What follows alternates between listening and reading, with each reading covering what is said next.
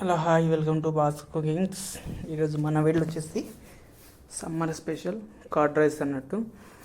ఈ సమ్మర్లో మనం ఎంతగానో వేడిలో ఎండకు తిరుగుతూ వస్తూ ఉంటాము కాబట్టి ఈ విధంగా మనం కర్డ్ రైస్ తింటే మనకు ఎంతో కూల్గా ఉంటుంది, టేస్టీగా ఉంటుంది. మనము మార్నింగ్ చేసిన రైస్ ఈవినింగ్ కూడా ఇట్లా ఈ విధంగా చేసుకొని తినొచ్చు, ఎంత మంచిగా ఉంటుంది. ముందుగా మనకు ఒక బౌల్ రైస్ తీసుకొని తర్వాత ఆ పెరుగు ప్యాకెట్స్ మంచిగా కలుపుకోవాలి. రైస్ మనం మెత్త మంచిగా కలుపుకోవాలి. తర్వాత మనకు దాని తగ్గట్టు కొంచెం ఉప్పు వేసుకోవాలి. ఇలా ఈ విధంగా ఉప్పు వేసుకున్న తర్వాత మంచిగా మిక్స్ చేసుకోవాలి. రైస్ని మంచిగా మిక్స్ చేసుకోవాలి. ఇలా ఈ విధంగా మంచిగా కలుపుకున్న తర్వాత మనకు రైస్ మెత్తగా మొత్తం పెరుగులో మొత్తం కలిసిపోతుంది కదా. ఇలా విధంగా చేసుకున్న తర్వాత మనం ఒక ప్యాన్ పెట్టేసుకోవాలి. ప్యాన్ పెట్టేసుకున్న తర్వాత కొంచెం ఆయిల్ పోసేసుకొని, ఆయిల్ వేడిన తర్వాత కొంచెం ఆవాలు, ఇంకొంచెము జీలకర్ర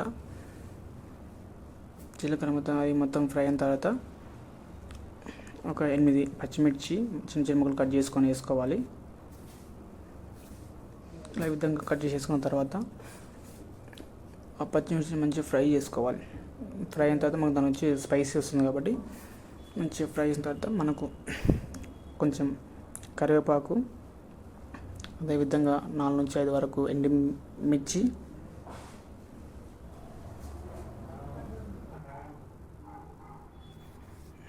ముక్కలు వేసుకున్న తర్వాత మనం మంచిగా ఫ్రై చేసుకోవాలి.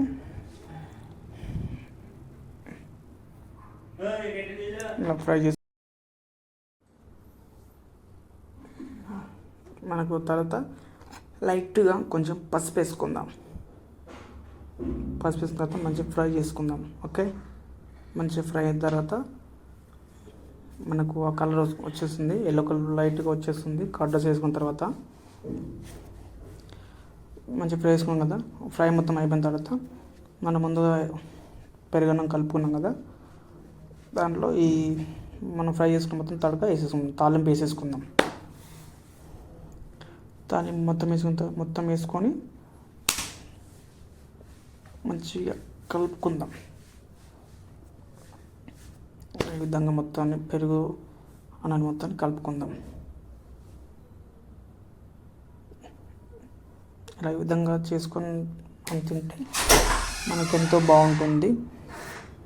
మనం ఈ విధంగా చేసుకొని తింటే మనకు ఎంతో రుచిగా ఉంటుంది,